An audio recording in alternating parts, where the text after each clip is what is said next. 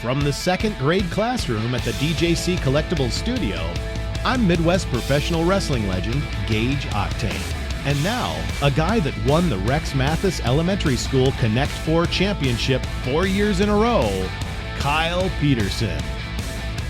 Welcome everyone, Kyle here for episode number 13 of the Kyle Peterson Show. Lucky number 13 or unlucky, depending who you ask. And let's ask. I was just going to say, is that number lucky or unlucky? And let's ask my wife, Angie, the co-host of the Kyle Peterson Show. Angie, how are you doing? I'm good. Oh, how are you? How are you?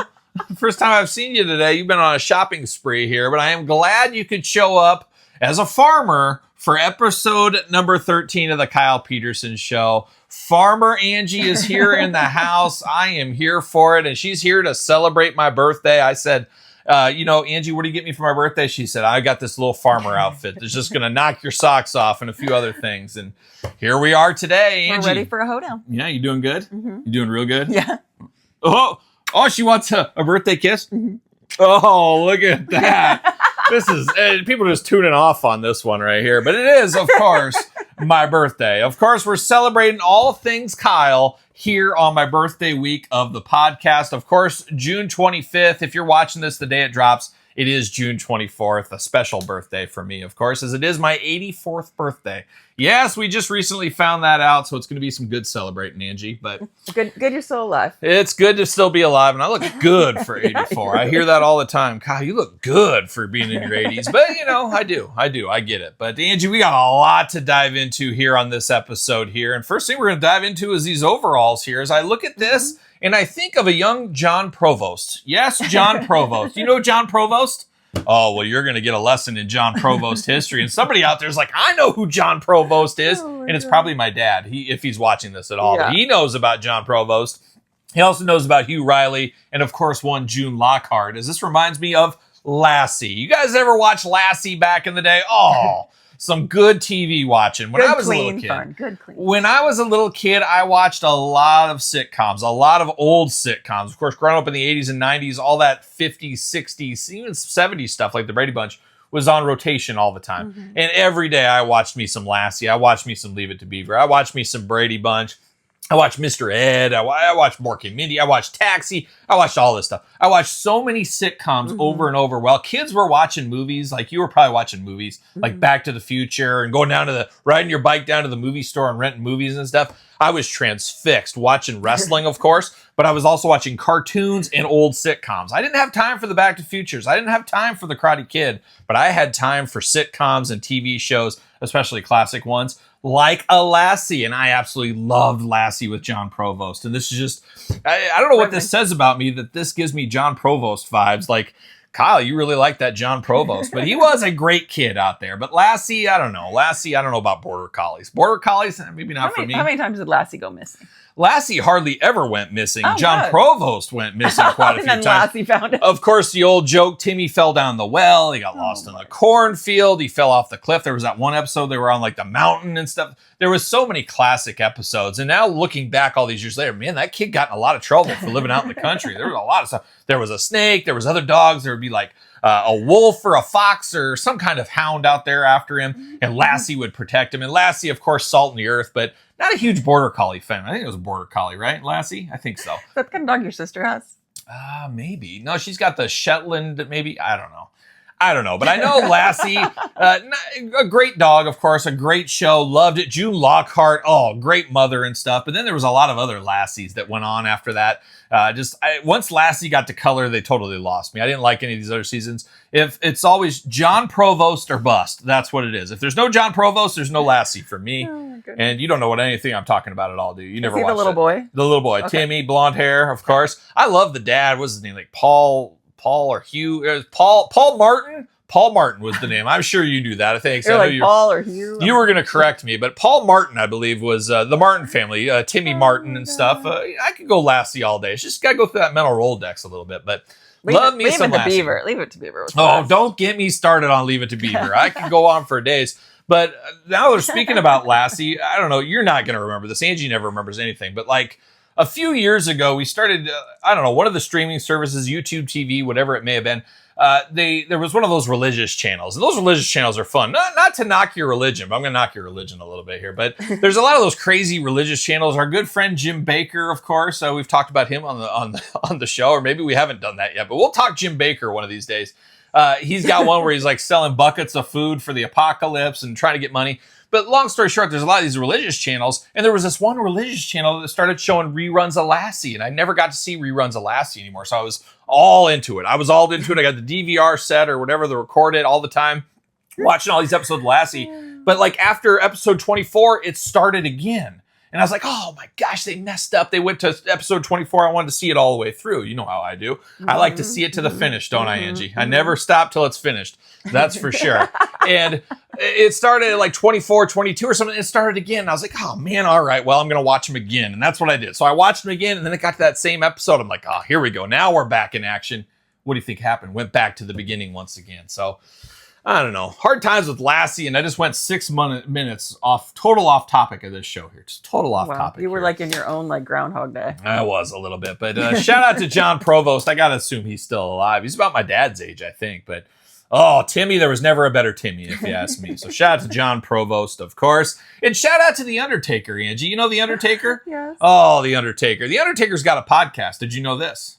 No, actually. It's called like 6 Feet Under or something. I've never watched it. I'm sure it's a great podcast. I'm sure it's riveting. But there was a big plot twist this week where I guess they kicked off his former co-host, and now his wife is his co-host. I feel like there's some infringement going on here. I am sure. I am positive the Undertaker has seen this show and said, you know what? It's working for them. It's working for them. I saw they were ranked like the 151st podcast in the world a few weeks ago. I better jump in there. I think that's what they said. But I got my eyes on you, Undertaker. I got my eyes on you. You know I prefer the Underbiker. And stay tuned to an Underbiker review on my YouTube channel here very shortly, if not already. Probably by the time you're watching this, if you're watching this, it's probably already up.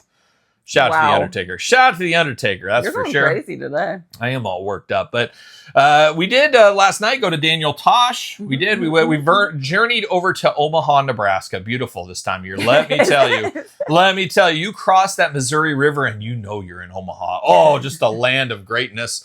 Road construction, all kinds of crazy stuff. We found we were kind of running low on time. We were going to go to the Spaghetti Works. Oh, we needed some spaghetti, and I knew they had chicken liver, so I was in for it, but didn't make it there, and we ended up going to a Mexican place. Forget the name of the place. You remember it? You want to plug them? Mexicali's? Mexicali's or something like that. And I got the macho tacos. Of course, me being the macho man I am, it was a big spicy jalapeno in the middle, and then it had chicken and beans and things. So very authentic. It was good.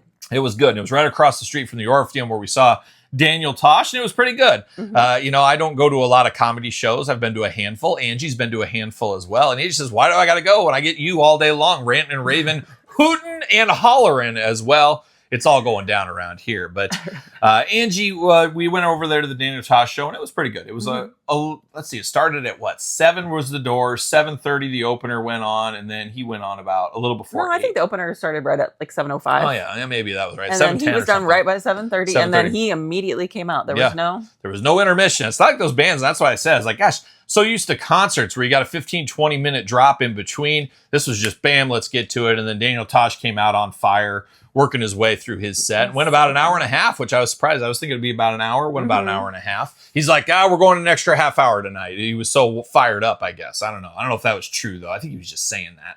I think it's kind of like the encore where they're, if you keep clapping, they're coming back out.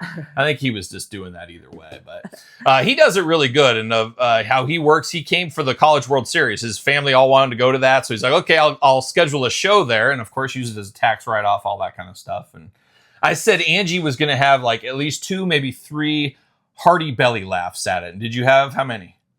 Probably that many. How many? I can call how many. Even before, it's like I'm clairvoyant a little bit. I got a lot of them at the end too, because he was getting funnier at the end. He was getting funny. There was the good joke was about like his house burning down. His house didn't burn down in this wildfires. It was the last one, and he made the joke like, everybody's just feels so bad. And he said his neighbor said to him like, what are you going to do the night your house is burned down? And he said, well, mo money, mo problems. That's what he kept saying. But he said, well, I guess I'll go to Cabo for a couple of weeks and then probably go to my other house is what I'll probably end up doing. So he was basically getting at whoever said mo money, mo problems didn't have very much money.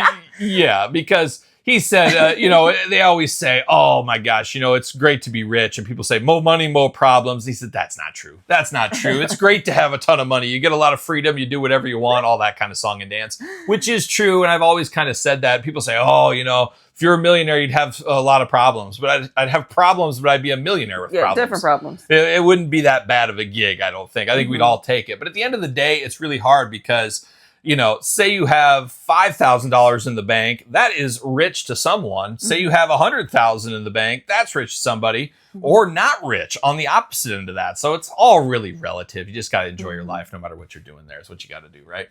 Yeah. Live life to the fullest is what Angie said. And she went on a shopping spree to do that today. So living life to her fullest. Good for her. Speaking of banks, that was funny when he said, when he goes to an ATM, he always puts that he wants a receipt, but he doesn't take it so that the person next comes up and they're like, what the hell? And then he said, he's like, sometimes I even just leave the 20 I take out too. He leaves the 20, just put the extra stamp on it. Cash is gross. And that's funny. Yeah.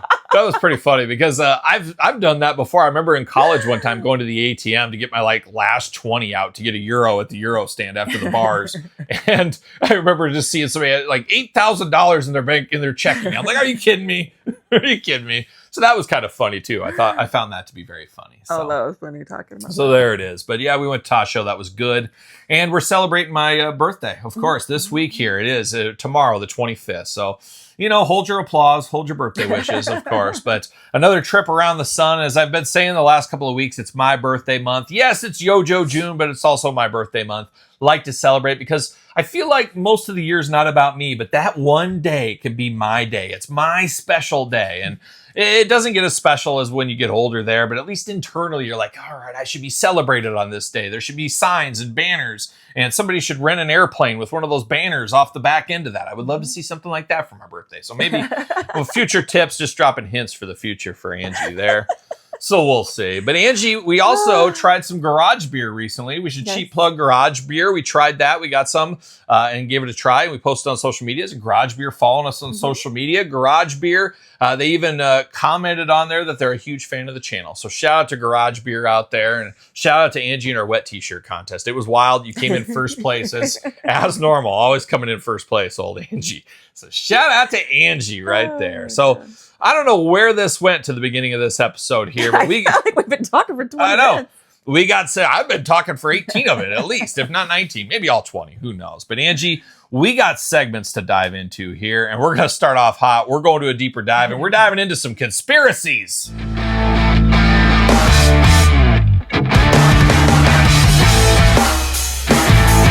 All right, Angie, it's time to go deeper into a deeper dive, and you've really come to really like it deeper, haven't you? You really have. It's just got to get the right angle, It's just your new thing. It's your new thing. But before we get into that, should promote DJC Collectibles. Use discount code 8OFFDJC to save 8% off your entire order. Got to get a deal out there. And thank you to DJC for sponsoring this podcast. And if you want to sponsor the podcast, reach out to Angie. Her phone number is hit me up at the Kyle Peterson Show at gmail.com. But Angie, now it's time to go deeper into a deeper dive. And the word on everybody's lips this week is conspiracy. And I talked about it in a special video on my YouTube channel. You ever checked out that YouTube channel? Yeah. You got to subscribe to that thing. We're dangerously close to 52,000 subscribers. It's going to be a big one for sure.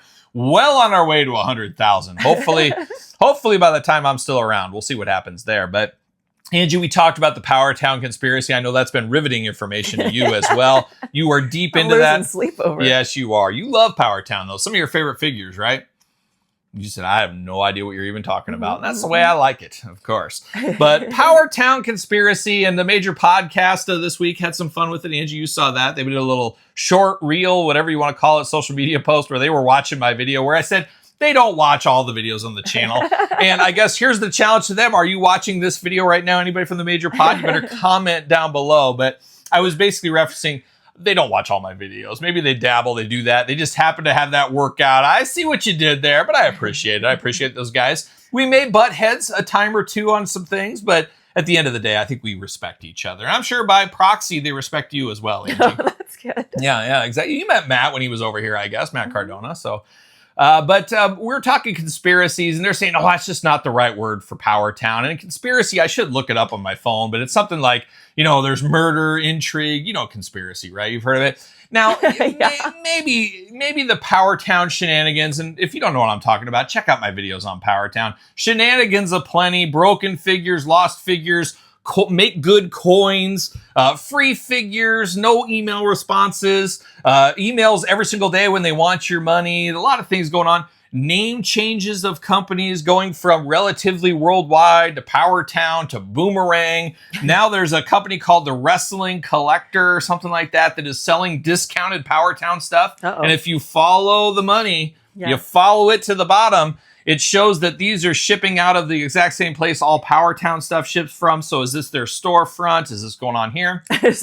Who knows what's going on, but I think it truly is a conspiracy. People are like, well, what's the conspiracy? I think the conspiracy is there's a lot of things going on behind the scenes that nobody knows about, like most businesses, of course. Do I feel we'll get the figures? I think we'll get the figures eventually. I think we will. But I think there's a lot of shenanigans, and there's a lot of stuff that I've been told off the record that I can't say.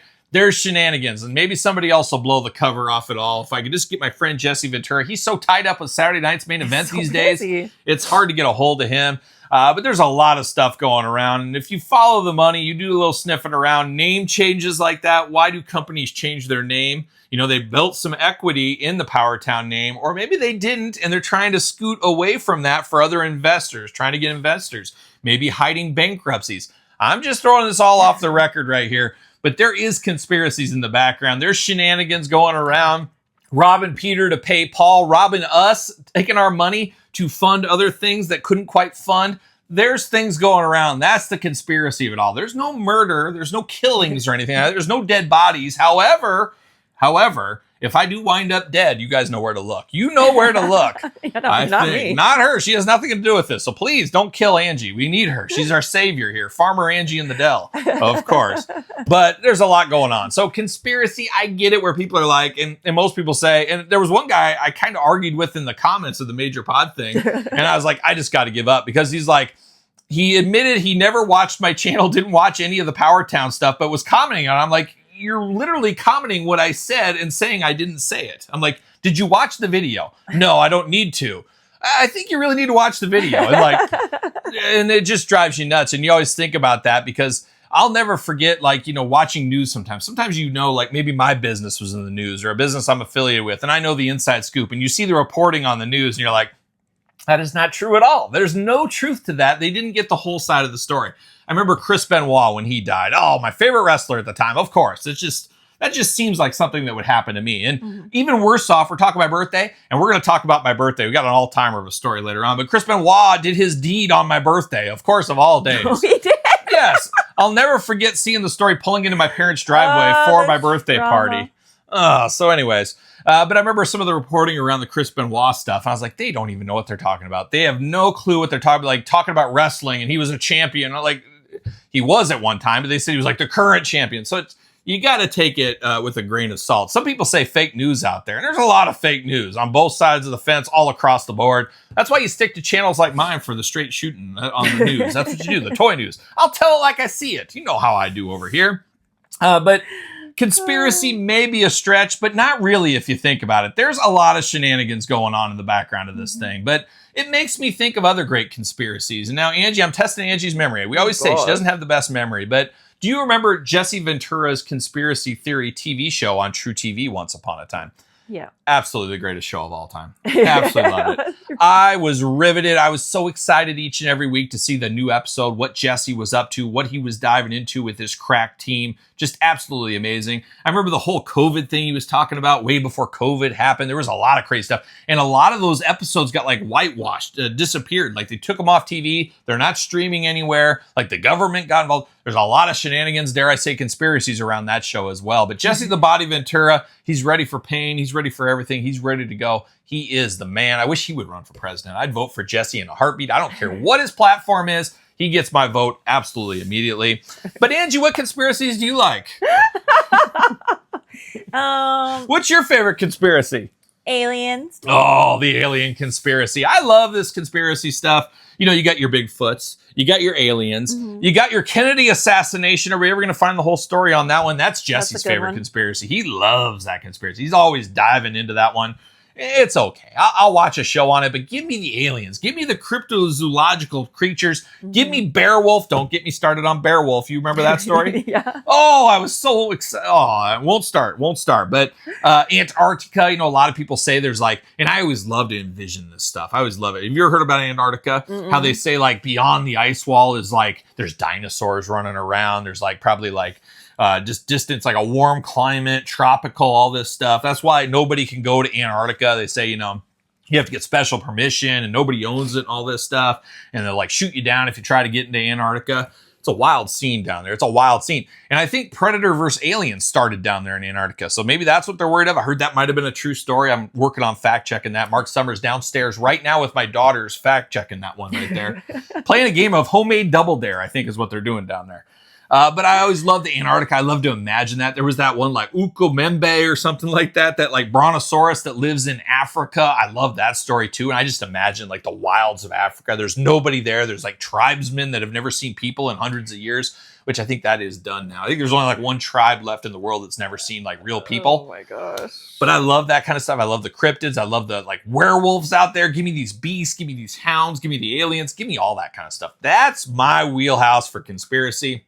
What was that one rich kid that went to like a tribal? Yeah. Was he a Rockefeller? Rockefeller kid. He like went down and then there was that whole tale about him. There was like a picture from some documentary and it looked like, some white guy with all these natives and stuff. And his they were trying to say he was like a light skinned. Yeah. And his ding dong was hanging out for everybody to see down there. Very obviously a white person. It looked like it, but he was coming up short next to all those tribesmen. That's for sure in that picture. If you saw that.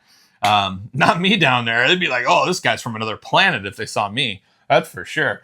But just wild, that story too, because Rockefeller, what are you doing? You got all the way. It goes back to the more money, more problems, as they say. It goes back to that whole thing. What are you doing? Yeah. You got millions of dollars. Like they said, like back then, the Rockefeller guy, he was worth like $10 billion, which is like $5 bazillion now or something. And he's like, I'm bored. I'm going to go down. I'm going to go to like the Amazon. I'm going to see what this tribe's up to. And then the next thing you know, in a boat.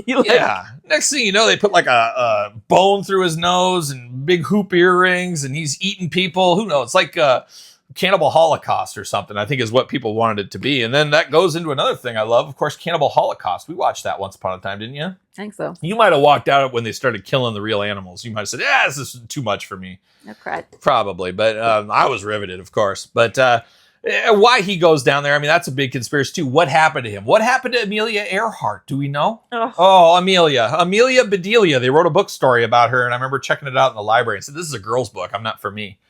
But what happened? There's a lot of crazy things. There's a lot of things that go on in this world, and I don't know if all of them are true, but I think they probably all are. I think every single conspiracy out there is 100% true, but maybe not. But I do think wherever there's a conspiracy, where there's smoke, there's some fire. There's a little something, and it might be the water might get cut off right away. Power Town might just say, "Hey, we had mismanagement. We had a bunch of new employees. We couldn't figure things out. We thought we knew what we were doing. We didn't." They're not going to say that to you, I guess. So. Maybe that was what happened there. I don't know, but I'm always surprised when like ships or planes just like the Bermuda, they're gone. The Bermuda Triangle. Where'd it go? That's a good story. I'm gonna write that down right here. I'll write this down on a piece of paper for a story time. Bermuda Triangle. Do you remember when we were lost in the Bermuda Triangle and you were like how many months pregnant at the time?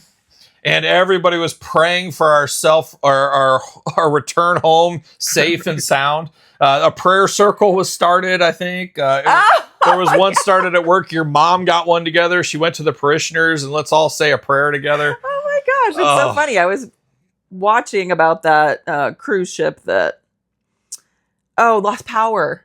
For like days and days and days and days. And I forgot we have our own story like like that. It was it's gonna be on Netflix or something. It wasn't like the diarrhea ship or something. Well, yeah, because there was no plumbing, no bathrooms. Nothing was functioning. But yeah, Angie and I once upon a time lost in the Bermuda Triangle. And I remember looking out there at the storm and everything, looking out to the sea as far as you could see. I said, here I am. It's like an episode of Leonard Nimoy back in the day, In Search Of. I felt like I was in an episode of In Search Of. I'm going to get to the bottom of this Bermuda Triangle mystery right now. I'm stuck in the Bermuda Triangle. Was that our first one or second one? I think that was the second cruise we were on, and you were pregnant, right? No. It was the one you were pregnant on. She's just pregnant so much, it's hard to keep track. I think I was pregnant on the first one. Okay, maybe it was the first one. Emma had just been born because we went exactly like a year later. But yeah, it was a wild time out there. So I was sick, to say the least. maybe we should save that story for the anniversary this fall. But of course, lost out in the Bermuda Triangle. Well, we know how it ended. We made it out, of course. But the prayer circle, it powered us through. It brought it up. It lifted us up. There was a prayer circle at my work. Your mom had a prayer circle. It was amazing. Oh, the power of prayer. I totally forgot about that. The power of prayer. And I love it. I remember just laughing. You know, you get back to sea because now they have Wi-Fi. And this is like 10 years ago, 11 years ago. They have like Wi-Fi on the ships now, so you can like check your email and stuff. And it was nice. I turned all my stuff off, but I remember turning my phone on and it about blew up right there, my phone, because I had like 10,000 missed calls from work and stuff. And I remember my phone was just like smoking. It was so hot. I got so much stuff. But there was always, oh, I hope you make it save. I hope you make it. I'm like, what? Okay. Well, thanks for thinking of me out there. But that was a great conspiracy, too. I don't know if I have a conspiracy on that one. But a lot of good ones out there. I would love to deep dive into some of these and, talk to some alien experts. That's what I need. I need some people like space music. I need space music. Remember space music? You remember space music? Jeff George and I met him at that horror con, and he had a table, and he was full of space music. Oh, my God. I need to get him on this channel. I need to get him on here. We need to deep dive into him and his space music. He wasn't selling any space music. People weren't buying it. No. And then he did an emergency run to the bathroom. It was wild. He had to go so bad. Yeah, he had to go so bad. It was unbelievable. Like it was seconds away from disaster. You know that's when he would have made a sale too. Exactly. And then somebody cleaned out his table, I think is what happened there. So Angie, there is a little deeper dive. We really didn't dive into anything. We just kind of talked a little bit about something. You got a hair you want to get rid of right there? Okay. All right. That works too. So there it is. That is a deeper dive into the world of conspiracies, kinda, a little bit of Power Town, just casual conversation. But now it's time for some serious business. It's time for the figure of the week.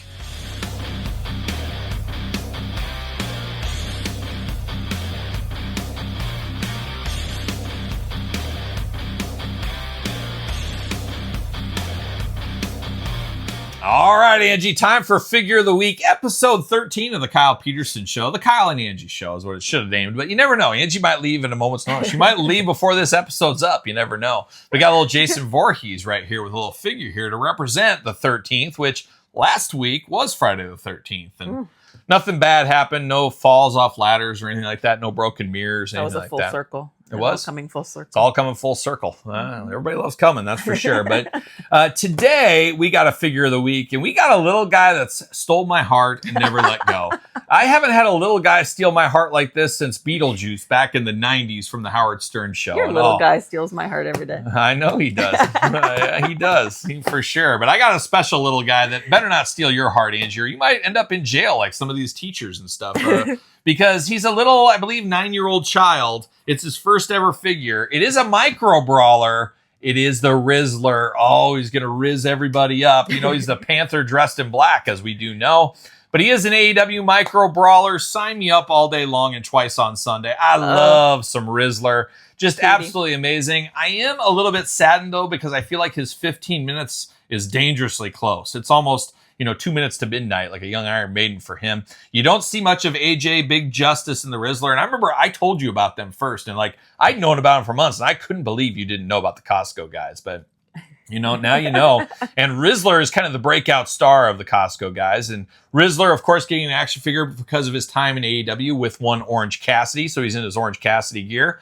Almost makes me need an Orange Cassidy micro brawler to go with this one here. But I wonder, in the Bermuda Triangle of Costco guys, where you got AJ, Big Justice, and the Rizzler here, if there's some squabbling, there's some heat because the Rizzler has an action figure and the other two do not have an action figure. I don't know how that's going to go there, but I'm here for the Rizzler, looking good. A smaller figure, but for what he lacks in height, he lacks in class. And pizzazz.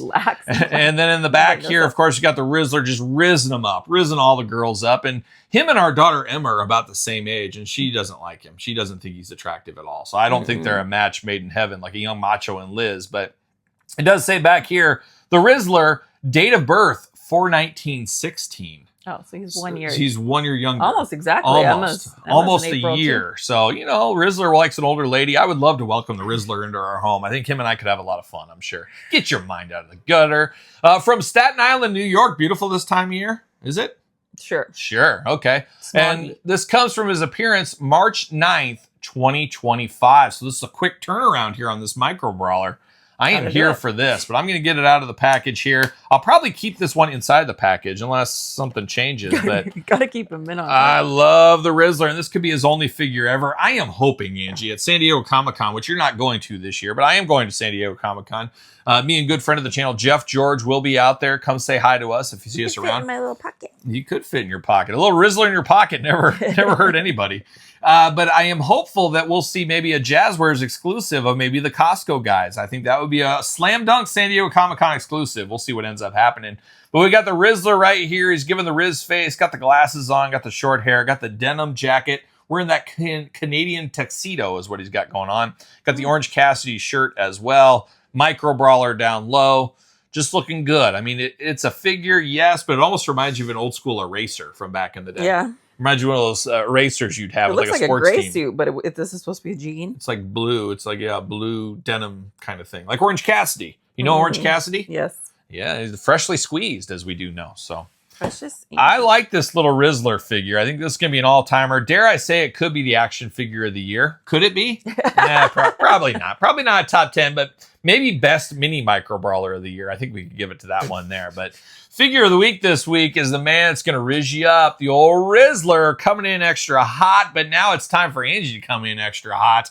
Take off those overalls. It's time for Try New Foods, because it might taste good. You can try a little bit of this and a little bit of that. A little bit of this and a little bit of that. We gotta try new food because they might taste good. All right, Angie, it's time to try new foods because they might taste good. Angie's got something special for us this week. Something very timely, because if you're watching this on Tuesday as it drops, 2 days later, the 26th, we will be at Wrigley Field. We will be enjoying some Stray Kids. I almost said the other one, but Stray Kids at Wrigley Field. It's going to be a K-pop dynamite night is what it is. So I'm sure it's either going to be 200 degrees outside or it's going to be thunderstorm, rain, all that kind of stuff. So one or the other will probably happen. We're going to hop on the train. It's going to be just dynamite is what it might even be Smooth Like Butter, possibly. Like a Criminal Undercover maybe, or is that a different band?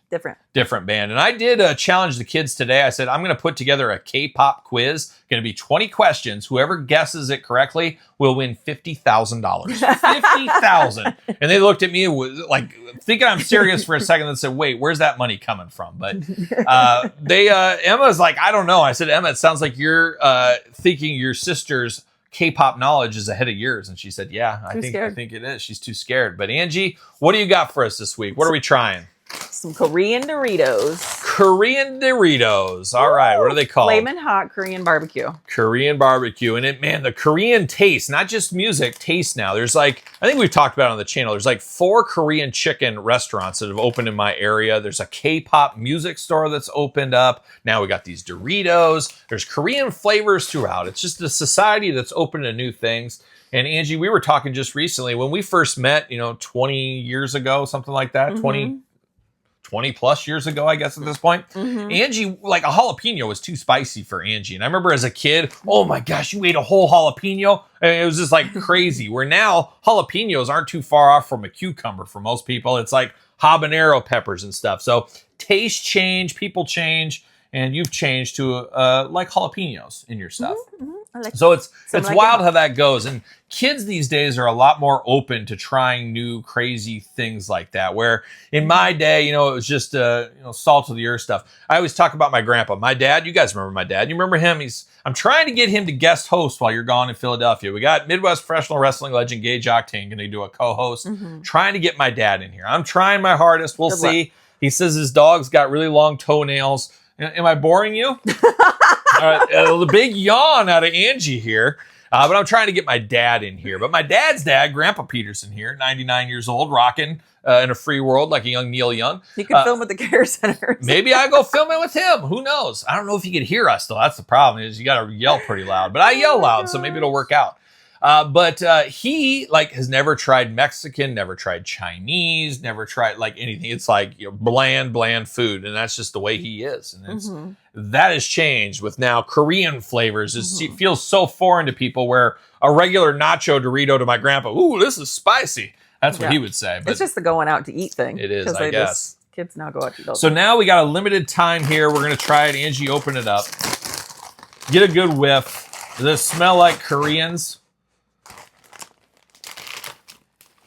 Oh, it smells just like my friend Jay, and he is actually Korean. You know Jay. My God. It smells just like him. I don't know if they bottled his cologne or what. I don't know what it is that Korean. Looks like 150 calories, about 11 chips per serving. So that's decent, I think. I don't know. Korean style, artificially flavored, flaming hot. Expires July 1st, so we're dangerously close to the expiration date on these. So I'm guessing they're not selling too hot, but we'll see. We'll see. There it is. Looks like a Dorito. I want to get a really red one. You got to get a really spicy one. Okay. All right, let's do it. I'm going to put it all the way into.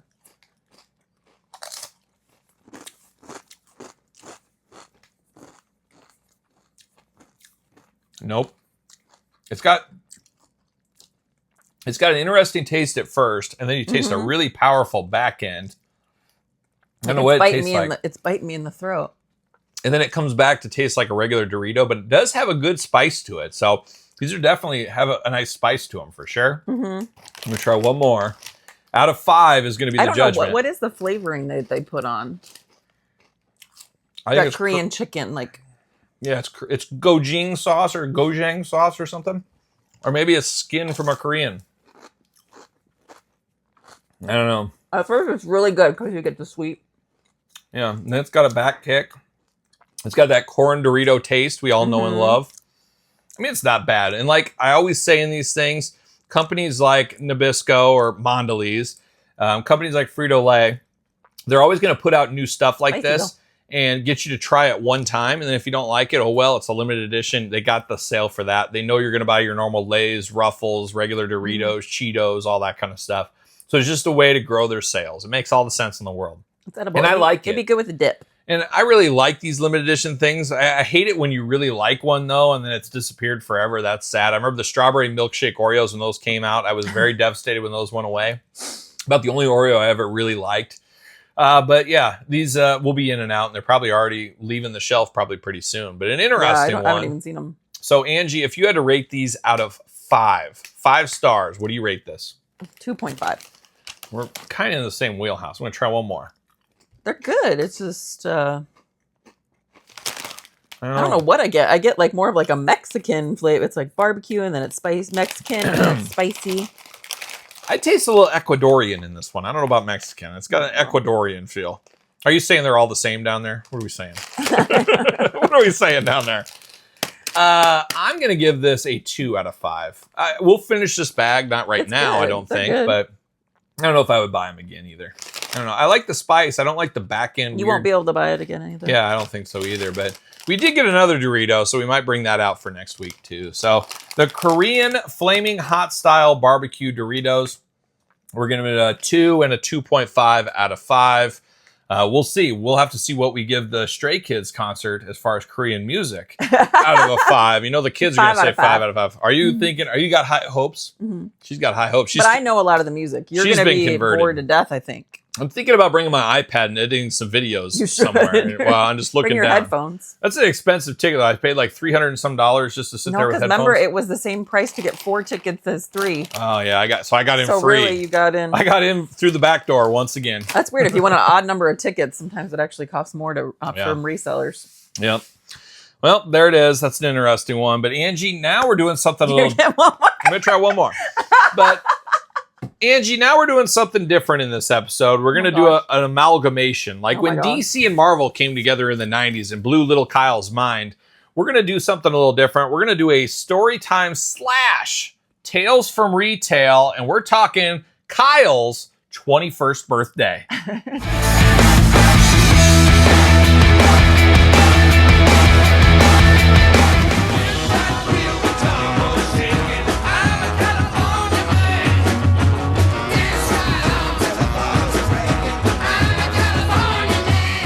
All right, Angie, it's time for Story Time with Kyle / Tales from Retail as we dive back and forth and interweave into this story here. As, of course, we're celebrating my birthday here today. Thanks for all the birthday wishes, of course.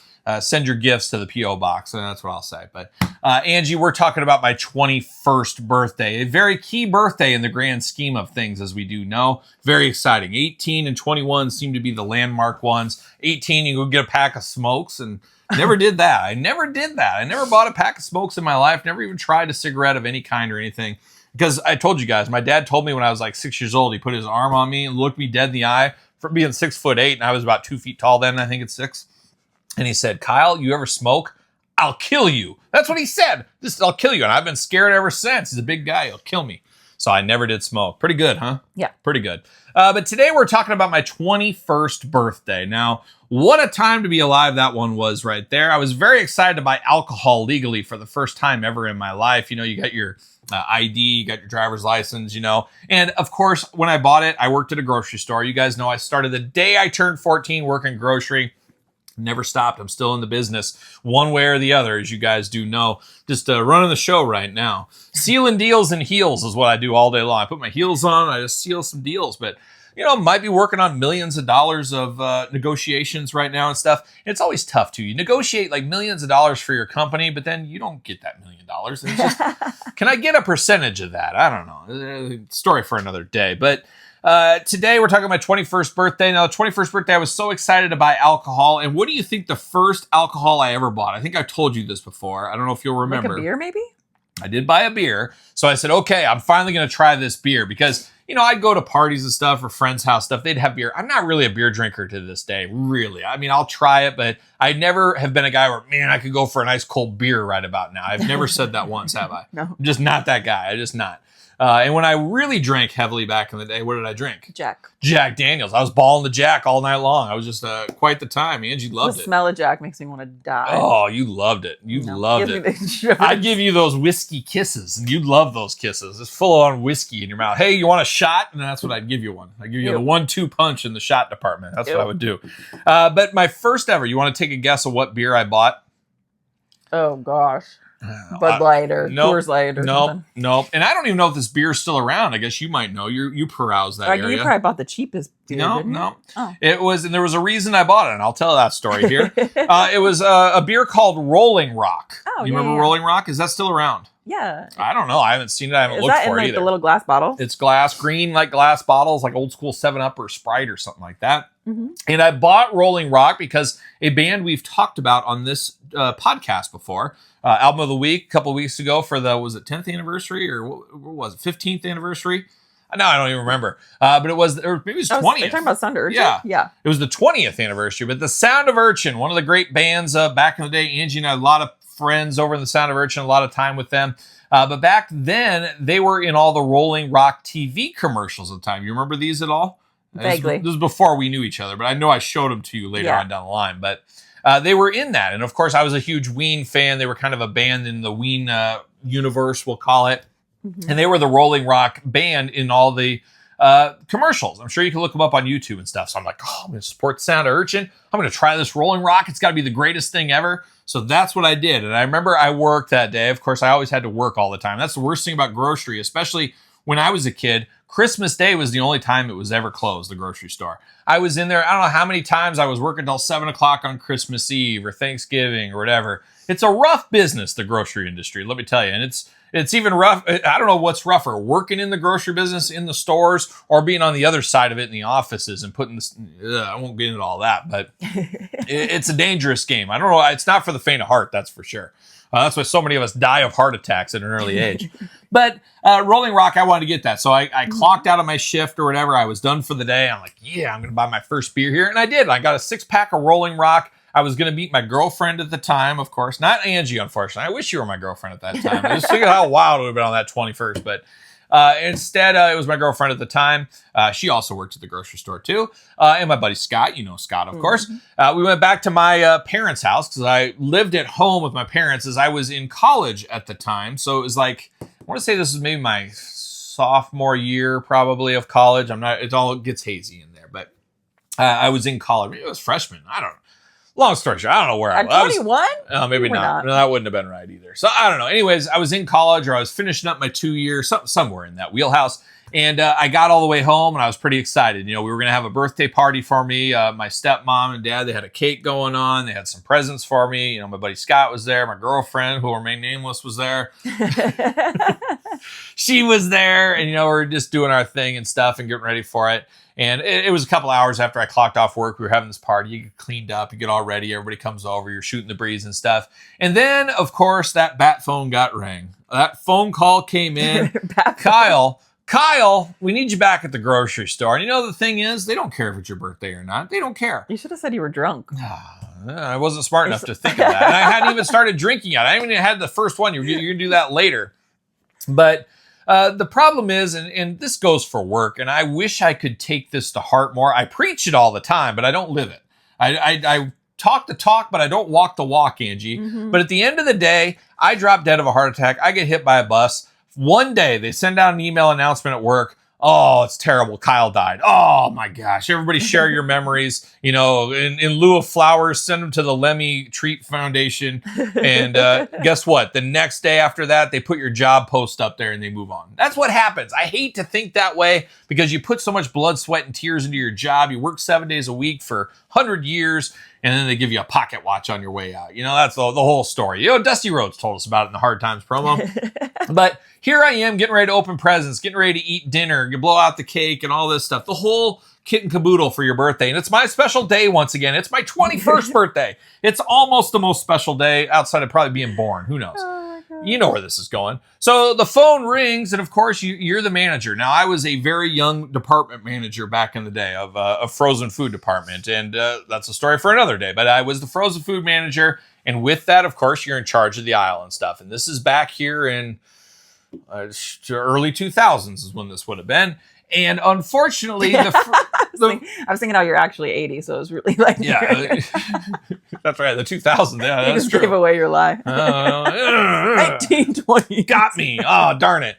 But the phone rang, and it was work. And, of course, Kyle, you're in charge of this. You got to take care of it. Now, I'm assuming, we know what happens when you assume. You know what happens, right? Mm-hmm, mm-hmm. So, but back then, at this time, the frozen cases were a different shebang than they probably are right now. Technology has probably come a long way, but what would happen every once in a while is there's fans on the bottom that close, you think of your coffin cases and then your cases and stuff.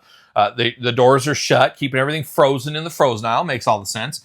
But occasionally those things the fans would stop working because ice buildup would be down there and it would stop all the fans and it would be all iced over the whole bottom of the case. If you've ever worked retail, maybe you were familiar with this. Maybe you've had to done this sometime in your life. But unfortunately, the freezers go down, the alarms go off, and guess what? Your 5 aisles of frozen food are no longer being frozen. So somebody's got to fix this right away. And, it's 6 o'clock at night, something like that. You're ready for dinner. Kyle, you got to get in here and take care of these freezers because, of course, nobody else is going to do that. A part-timer, they're not going to answer the phone. A full-timer, I clocked out for the day. I'm not doing it. Well, the manager whose salary, who they take advantage of, he's got to go and do it. And, of course, those freezer cases, as much as they should, didn't know it was my 21st birthday. So I had to tell my parents, I had to tell my girlfriend, I had to tell my buddy, guys, sorry about this, but I got to leave. I got to go to work. And it sucks so bad. I missed my birthday, missed all that, didn't get to enjoy that Rolling Rock. I ended up going back to the work, of course. And I want to say it took me like 3 hours. So what you'd have to do is there was this big industrial hose. I felt like a fireman. And I'd be taking that thing out and you'd be weaving it through the store in the back one. You'd turn it on to the hot water and you'd sit there with the spray nozzle. You'd go in the door and you'd sit there and spray and melt all that ice. And what happens to all that ice? There's a little drain that always got overpowered. So you'd have mop buckets ready to go. And I would ice the whole door. And then I'd have to sit there and mop it. And then I'd squeeze it in there. And then you'd have to take the whole thing and dump it down the drain. And then you got door after door after door where you'd have to do this. It was absolutely horrible. And I was cursing my life the whole time. And the worst thing about this grocery store at the time, you had to wear a dress shirt, dress pants, dress shoes, and a tie. I'd have to wear a tie every single day. So I'm accustomed to wearing ties and stuff like that. It's not the biggest deal, but I remember just thinking, I am just covered in water and dirt and grime and ice. It's my 21st birthday, and I'm having to do all this in a tie and a dress shirt. I'm like, what is wrong with this? Why couldn't I just wear sneakers and some sweatpants? And So anyways, I spent my whole night there on my 21st birthday, and then they were doing the whole classic thing in the grocery store. Happy birthday, Kyle! You know, playing it over the intercom. Every checker would get there because I was there during the day. They would do that. But then the night crew's there. Oh, poor Kyle, working on his birthday. Happy birthday, Kyle! Trying to make me feel better. Just I wanted to put like the hose in my face and just drown myself right there in the aisle. Just ruined my 21st birthday. But that's not the end of the story. There was some excitement that night, Angie. And I've told you this story, and you're saying, I don't remember this story. You don't remember any of this, probably as well. But that night, there was a lawn and garden center. Of course, it is June. It is summertime. Most grocery stores, think of it, you've probably seen one, has like a lawn and garden center out in the parking lot and stuff. And, you know, they're selling bushes and fertilizer, all that kind of stuff. Well, all of a sudden, the call came in like, I forget what the code used to be. It was like red alert or blue alert, or there was some undercover code they would do over the intercom, and then they'd say where it was supposed to be. So it would be like red alert Chinese under attack. You guys remember that story from a few weeks back. But it was, let's just say red alert lawn and garden. And I'm like, oh my gosh, that's not good. What's going on out there? And anyways, go out there with all the other managers like, okay, that means everybody go out there. There's something going down. Well, somebody tried to rob the lawn and garden center that night of my birthday. They weren't celebrating my birthday in style. They were robbing the lawn and garden place. And the guy, I guess, pulled out like one of those Paul Hogan Crocodile Dundee knives on the checker and said, hey, give me all your money, and, and got off. Now, it was in the parking lot, so he ran off, and there was like woods and stuff around the grocery store, so he ran off, but he pulled the knife, and this girl was like 16 years old and stuff. You know, if he would have pulled that knife on me, I would have gave him one of those things and bent it back and said, all right, and he would have dropped it, and then I would have kicked it away, and then I would put a citizen's arrest on him right there. That's how it would have went down if I was out there, of course. Him. Or if he came into my frozen aisle, I would have turned the hose on him, the hot hose. I would have just sprayed him down, but I had a run in or two with some shoplifters, and we'll tell those stories one day. Not for the faint of heart, of course. It's not, but we'll talk those one day too. But the girl got robbed that night, so then the cops are there. It was a whole fiasco. It was quite the rigmarole there on my birthday. But I want to say I got there at like 6 o'clock, and it was like 10 o'clock. It was just getting dark out, and I was just exhausted. I was dirty. I was sweaty. I was gross. I was wet. I said, so this is my 21st birthday. And that was my 21st birthday. And I think my girlfriend and my best friend at the time are still together to this day. I know. I was just going to say, did they go off together? I think they went out to dinner. Did they stay to dinner with your parents? I don't think so. I think they just left. I think we had the cake the next day, but I don't think they came back. And it really was a downer. And I really appreciate my birthday and really enjoy and look forward to my birthday. And I was very, very angry. And I realized that day that the world's just not fair. It's not fair on your 21st birthday. And that's what happens when you're a young gun and you're trying to make your way in the world. And look where I am now. If I would have stormed out of there and quit, where would I be? I don't know. We'd be living in a tent, in the fields behind us. Probably is where we'd be. Would have done something else. Who knows? So that was a tough one. I'm hoping this year's birthday party goes a little bit better than that. I don't think there's any cases I'm going to have to take care of. I think I'm pretty safe. They still have to do that, though. Oh, gosh. I think the drains may be a little better because I don't see them getting the buckets out, but they're always hosing them down. I don't think I could see somebody do that. I think I'd have a traumatic experience if I saw that again. I think I'd just, I'd have a flashback and I'd go into action. I'd grab that hose. Let me help you. I know just what to do. Who knows? Did you have to clear out the case first before you hosed it down? Or? Yeah, usually you did. At least the bottom shelf part you had to and stuff. And oh gosh, it was just a nightmare. Just an absolute nightmare. Oh, I do not miss those days. But it teaches you something. I don't know what it taught me, but it taught me how you ruin a birthday real quick and ruin a day. But wild times, Tales from Retail, story time with Kyle. That was my 21st birthday. Angie, you have any remembrance of your 21st birthday, or you passed out on a couch somewhere? Oh, gosh, yes. She was just annihilated. She was just annihilated. Not by me either. I was hopeless. That was right before I met you. Oh, knight in shining armor, for sure.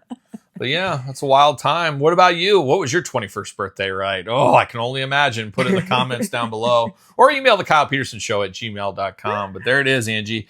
Storytime / Tales from Retail. Now it's time to almost bring it home. This is a long episode is what it's going to. Too much Lassie talk. Too much John Provost. But now we're diving into the album of the week.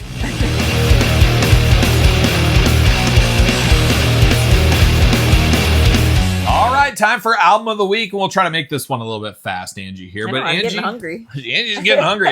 I got something you can eat, but we'll dive into those chips a little bit later. But Angie, we're diving into the album of the week, and last night on our way home from the Daniel Tosh, I actually listened to this album. I was trying to listen to it last week when I was mowing the yard, and then some girl took over the Amazon Music from me. Just sitting there on the deck, like chilling and getting some sun. I'm out there mowing away. Of course, old school push mower. Just, with the little bead things that go around. I was just going through. It was like, whew, it's hot. And you were like, I'll get you that warm, cool glass of lemonade. Maybe not. But she did steal the music from me, so I didn't get to finish. So last night I said, I'm listening to this on the way home. This could be album of the week. It is Volbeat. It's Gods of Angels Trust. That's a weird title. I was thinking it was By a Monster's Hand, but that was the first single from the album. I know, Angie, I'm preaching to the choir right here for her. But it is the brand new Volbeat album. And I got to say, Volbeat, extremely underrated 15, 16, 17, 18 years ago. What is time once again?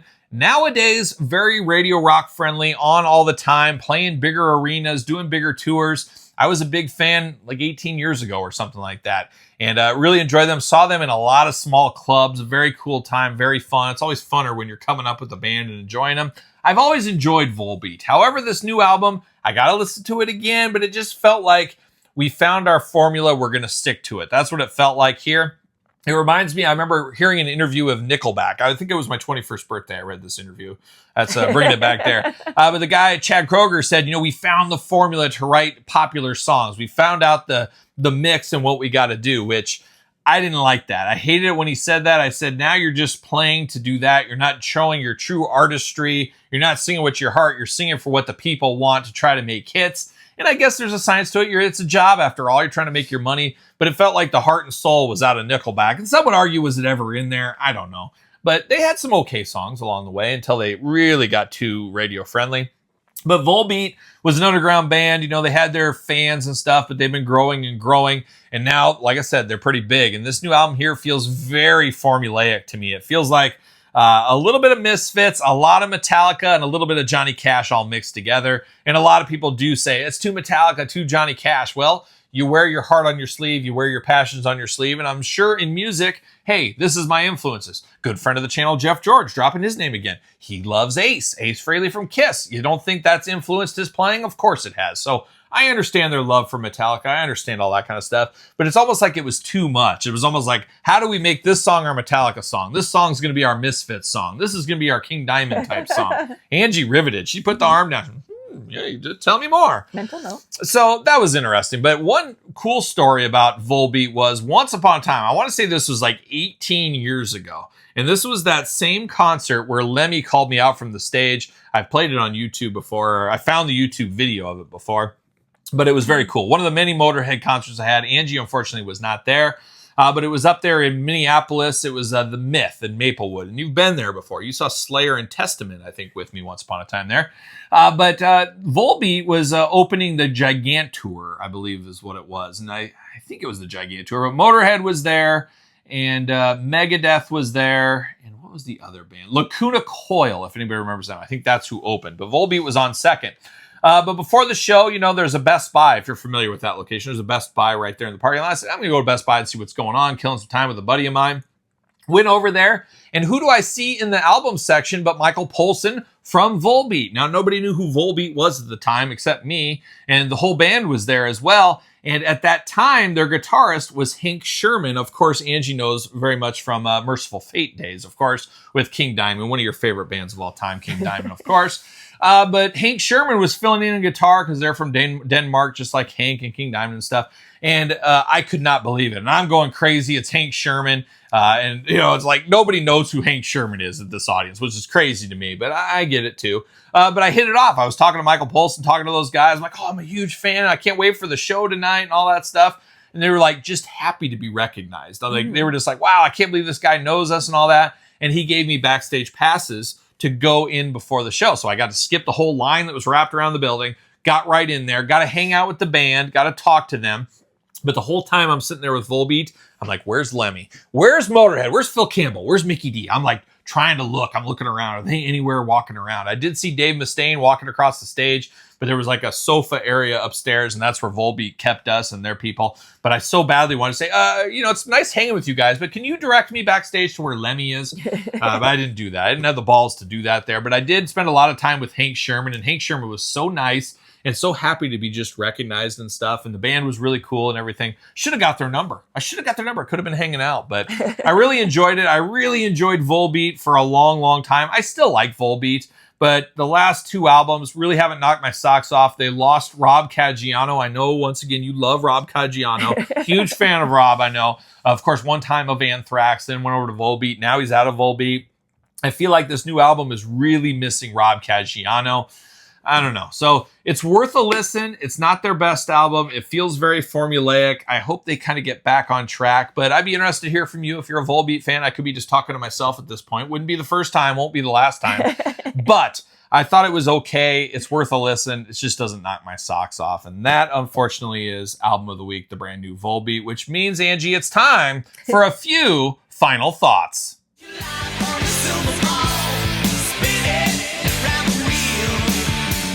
All right, Angie, it's time for a few final thoughts. I know you're itching to get out of here. You got some fields to tend to, if I'm not mistaken. I think you got the harvest coming in early tonight. Farmer Angie, just looking so good in that farmer outfit. I'm going to go detassel. She's going to go detasseling. Of course, that's what she's going to do. We got some final thoughts. We got some questions this week as well. I don't think we had any questions last week. I can't remember. But if you want to put your question in, of course, the Kyle Peterson Show at gmail.com. We can read your question. Don't forget to rate the podcast. Give it 5 stars. Always makes Angie smile, of course. But also do that. So we do got a few things. We got some viewer mail to dive into here. But before we get to that, Angie, of course, I should plug this. We haven't done this yet here today. And you know why I got to plug this? Got to do it. No one else will. No one else will, including my own wife. Could you make a social media post about this book? I'll buy you the cup of coffee if you want. But it is a complete guide to the ECW original San Francisco toy makers. Available on Amazon, available on Barnes & Noble, or available from me. I have like 3 copies of hardcover and maybe 2 soft covers left. So one of these days, those will disappear, and you'll only be able to get it at Amazon and Barnes & Noble. But if you want one, the Kyle Peterson Show at gmail.com right there. But Angie, how about a little question of the week? You want to take the first one? Oh, sure. Sure. Okay. Let's go. Jonathan Hodap, 8735. My question would be, what is your go-to frozen pizza that checks all the boxes for you? Box design, look of the pizza, taste, variety, options, kind of thing. Now, Angie, I don't know if you're well aware of this, but I am known in some circles as the Iowa Pizza King. Of course, been on TV shows, podcasts, news, radio. A lot of people come to me daily, yes, daily, for pizza advice. And I love pizza, all shapes and sizes. I'm here for all kinds of pizza. I never met a bad pizza for the most part. But some are better than others, of I hear course. it daily. Somebody asked me, how's the Pizza King? They do. A lot of people say that, the Pizza King, because I know pizza because I travel a lot for work. I've had pizzas here. I've had pizzas there. I've had pizza everywhere. I've been everywhere. I've had a lot of pizza in my day. But for me, we're talking frozen pizza here. Now, there's a lot of frozen pizzas. And I'm not much, it's all segue, it's all coming back, but we talked beer earlier. Now there's a lot of beer aficionados out there, and a lot of people would swear by craft beers in this day and age. I don't really know a whole lot about it, but I hear the talk, I hear the gibber. I also dabble in some of the jabber I hear out there. But a lot of people say craft beer. I'm not drinking that, Coors Light or whatever it may be. Frozen pizza, very, very similar there. There's really cheap frozen pizza like Totino's, and then you got high-end frozen pizzas. I think the most expensive frozen pizza I've ever seen was $16.99, and it was some restaurant frozen pizza. But it's like, that's pretty rough for a frozen pizza. I mean, that could taste amazing, but at $16.99, it's almost like I'd like to go out to a restaurant and enjoy a pizza at that price. But I always talk about different levels of pizza. Of course, Patreon members, you get my weekly pizza review over there. Other people do as well, but pizza to me, you got good, you got bad, you got ugly, but they're all okay in their own way for the most part. And I always start with a sausage pepperoni. I think if a pizza can succeed at that, they can do other stuff. And if it's good sausage pepperoni, I'll move on to trying something different that they have. But that's always kind of the litmus test for me. Long story short, if you're going for everyday pizza, the working man pizza, do you know what I'm going to choose? I choose Red Baron. There you go. We're on the same wavelength. So I've been preaching it for a lot of years. Red Baron, it's a national brand. It's very nostalgic for me. It's been around. We had it in school as a little kid even. It's been around our area. I think it's nationwide for the most part. I think Schwann's owns them, or vice versa, whatever. But it is the best working man's pizza. It's not an $8 frozen pizza. It's not a $1 frozen pizza. It's somewhere in the middle, $5 to $7. Mm-hmm. You know what you're going to get. It stands up to the test time. You can't do it wrong. That's the working man's frozen pizza. And if you want a solid one, you know what you're getting yourself into. You know it's going to fill your belly. You go with the Red Baron. So you're in the same one. You're in the same boat for me there. So that would be the go-to that checks a lot of boxes. Is it the best? No. Is it the worst? But you know it's going to be consistent. You know what you get. Shout out to Red Baron over there. We'd love to have Red Baron as a sponsor of this channel, I think. Mm-hmm. And this is coming from an old craft guy who was promoting the Tombstone, the Jakks, the DiGiorno, and the California Pizza King. Or Pizza King? Is that what it's called? Pizza Kitchen. Pizza Kitchen once upon a time. So there you go. I like the home run in pizza. That's my That is a good one too. Very buttery. Well, it's very unique. Yeah. Yeah, it's like a buttery cracker crust or whatever. So that's a good one too. You know, that won't disappoint. You know, there's a few good ones out there, but the hard thing with pizza, much like craft beer, is there's a lot of regionality into it. So there's a lot of good pizzas. There's a company called Pasquale's around this area. Does an amazing frozen pizza, but it's only in like a little pocket of the United States. So there's a lot of that. But day in, day out, Red Baron is the win there. But we're not done. We got more questions here. We're going to zip through them here, though.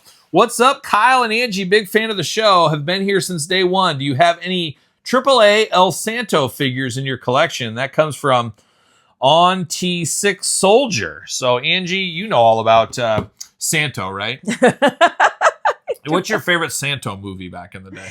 One where he took on the ghosts, I think? Yeah. That's a good one, too. I like that one as well. I have an El Hijo Santo from AAA Kellyan in my collection. I also have one of those bootleg figures. But is El Hijo, is that right? Is that right? You know what I'm talking about. Yeah, so. Angie knows. I think that might be his son, though. Are we talking original El Santo? I'm not all up to date on my El Santo knowledge, but I think that Kellyan figure from AAA may be his son and not actually Santo.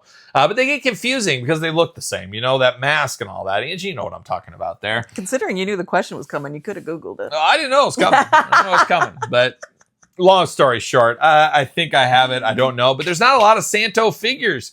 Maybe we'll see that in the future. We'll see. And then we get one from Michael Scarborough 5726. Great video, Angie and Kyle. Quick question. Since the next episode is number 13, what is your favorite Friday the 13th movie? Got a little Jason here. I always have a little tie-in with a desk figure. We use Jason Voorhees NECA right here today. Angie, you don't have a favorite, do you? You couldn't even tell. They're all blend together for you. And you've probably never even seen all of them, I'm guessing. Yeah, I've seen a few, but I do not like horror movies. Yeah, she doesn't like them. She doesn't like them that much. I love a good horror movie. I've never been a huge Jason fan, though. I don't know. For whatever reason, I like them. I've seen them. And it's weird, too. A lot of people like the first and second installments before he kind of had the Goldie hockey mask. Mm-hmm. I've only watched those ones maybe 2 times each. I like some of the later stuff. And I always get, is it 5 where Jason Takes Manhattan? I always like that one. Maybe it was because it came out like at a good time when I was really into that kind of stuff. Maybe I was more excited for that. I also, Jason X, I remember that one at the theater. I thought that was okay at the time. I can't even think of any horror movies I watched other than like Freddy Krueger or something. Yeah. Jason X. Then there was Freddy vs. Jason. I enjoyed that just for what it was. And then Jason Goes to Hell was a good one too. I actually like that one, especially the end where Freddy's glove comes up through the ground and grabs Jason. And I thought that was pretty cool. But maybe as a like whole, an exorcism movie, I think I kind of like. An X-rated movie? Like the exorcism. Okay, I see. Yeah. Little spinning heads. I'll exorcise your demons later. That's for sure. That is for sure. We know that isn't there. But Angie, we got one last final one, and we got quite the story here from Gary Rickelman. And he's a big viewer of the channel right here, and I'm going to dive into this. It says, in a recent video, you mentioned the cold slaw at KFC being the king of slaw. And in a previous episode, you talked about how you'd never had Chinese food. Then the first time you did, you got food poisoning. Oh, we remember that. Check out that story if you missed it on the podcast here. Well, I lived in England until I was 16. Then we moved here to the U.S. So he's currently in the U.S. apparently. Oh, I know where this is going. That first night we were in our house, we got KFC. Of course, if I moved from England, that'd be the first thing I would do. I'd go straight to KFC. I would airport KFC. That's how it would go for me. But they got the family bucket. And Angie, what do you think about that family bucket? You know what I'm going to say about that family bucket? No. I say it every time we go to the drive-thru at KFC about that bucket of chicken. I say, man, I would love to get a bucket of chicken and go to like a park or something and have like a picnic. I have never ordered a bucket of chicken from KFC. I've always just got like a wing and a breast and mashed potatoes and coleslaw and a biscuit. Or I try their sandwich or something like that. But that's my go-to, the original one, of course. But I've always said, man, how cool would it be to get a bucket of chicken? I just thought that was just the coolest thing ever. Never in my life have I got a bucket of chicken. It's on my bucket list, of course. My birthday's coming up, Angie. You know where to take me. Oh, my God. So there we go. But we got the family bucket, the mashed potatoes and gravy, biscuit, and coleslaw, of course. Well, I'm sitting there eating this coleslaw, and it's great. Of course it is. It's the KFC slaw. It's the gold standard. But I'm chewing on a piece of cabbage that wouldn't break down, so I keep chewing. Now, Angie, this is going to relate to you here in a little bit. You can tell that story. Keep chewing. Then finally, so it wouldn't break down, so I kept chewing. Then finally picked this piece of cabbage out of my mouth. Only it turns out to not be a piece of cabbage, but a green twisty tie like that you find on a loaf of bread. Oh my gosh. I don't understand how that got there. I immediately stopped eating the slaw, and that one incident traumatized me to the point that I've not had coleslaw since that day of any variety from anywhere, even homemade. I see coleslaw and I instantly start feeling nauseous.